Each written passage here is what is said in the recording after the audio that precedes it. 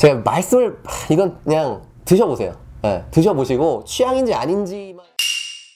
첫 번째로 위스키 연수에 대해 이야기해 보겠습니다. 이쪽에 숙성 연수가 보이시죠? 발렌타인 같은 경우에 30이라고 적혀 있네요. 이쪽에도 보시면 숙성 연수가 올라가게 되면은 위스키 맛이 더 좋다는 게 일반적인 상식으로 알려져 있다고 생각하는데요. 사실 저숙성에서도 마시는 경우가 꽤 많이 있거든요. 숙성 연수도 물론 중요하지만 저 같은 경우엔 엄청 큰 의미를 두진 않는 편입니다. 너무 비싸요. 두 번째는 위스키를 보실 때 이 위스키가 어떤 캐스크에서 숙성이 됐나 라는 걸 되게 말을 많이 하거든요. 쉽게 말씀을 드리자면은 이 나무 통인데 여기 지금 나가고 있죠? 캐스크가 사실 영향을 되게 많이 끼치거든요. 예를 들면 위스키가 전체 만들어지는 과정을 10이라고 치면은 숙성 과정에서 맛이 한 7, 8 정도는 결정이 된다라고들 말을 하거든요. 숙성을 시킨 캐스크가 뭐냐에 따라서 맛의 차이가 좀 확 갈리거든요. 이런 스카치 위스키들은 보통 버번이랑 쉐리라는 캐스크를 위주로 많이 사용을 하는데 두 가지 캐스크의 성격이 다르다 보니까 어떤 캐스크에 넣었냐에 따라서 맛이 뭐 예를 들면 이렇게 다른 위스키가 나오듯이 되게 갈리거든요. 물론 버번이랑 쉐리 말고도 소테른 캐스크, 뭐 포트 캐스크, 마르살라 캐스크 되게 다양한 캐스크가 있어요. 캐스크들을 다 아실 필요는 없을 것 같고 보통은 버번이랑 쉐리를 많이 쓰거든요. 예를 들면은 이 위스키에 대해서 내가 정보를 찾아볼 때 위스키가 어느 캐스크에서 숙성이 됐는지를 알 수 있거든요. 그 캐스크가 예를 들면 버번이라고 가정을 해볼게요. 제가 이 위스키를 마셨을 때 이게 좀 잘 맞았어요. 그러면 이 위스키뿐만이 아니라 같은 캐스크를 쓴 다른 제품들도 사실 좋아할 가능성이 높아요. 위스키를 고르실 때 물론 다른 정보들도 굉장히 많겠지만 뭐 브랜드를 믿으실 수도 있고 아니면은 숙성 연수를 보실 수도 있지만은 저는 캐스크를 보시는 게 굉장히 도움이 많이 될 거라고 생각을 해요. 큰 틀에서 위스키의 맛을 결정하는 게 캐스크이기 때문에.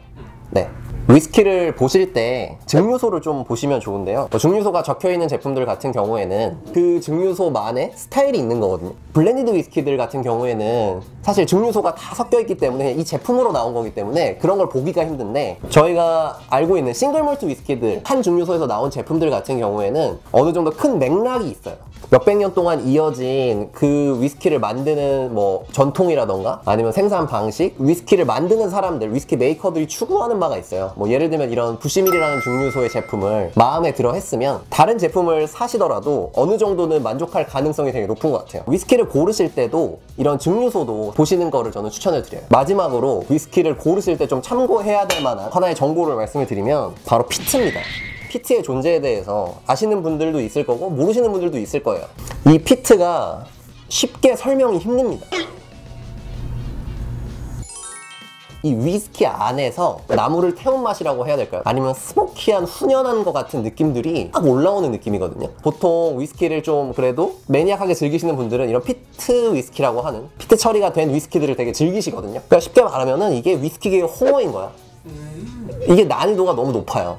진짜 위스키를 이런 블렌디드 중에서도 약간 부드러운 쪽 뭐 이런 거를 드셨던 분들 같은 경우에는 이런 맛을 되게 싫어하시는 분들도 많으세요. 보통 뭐 위스키에다가 피티드라고 표현한 제품들이 있는 반면에 제품에 표기를 안 한 제품들도 있는데 이제 인터넷에 찾아서 이렇게 정보를 볼 때 이거 피트 위스키예요 또는 피트 처리가 된 제품이에요 하면은 향에서는 막 탄내, 뭐 병원향, 소독약향, 뭐 정로환향 이건 한국식 표현인데 정로환이라는 표현을 되게 많이 써요. 이제 맛 같은 경우에는 막 훈연한 맛, 막 우리가 훈제 연어, 뭐 훈제한 고기 먹으면은 막 약간 그 스모크된 느낌이 많이 드는데 그런 느낌이 많이 들어요. 제가 말씀을 이건 그냥 드셔보세요.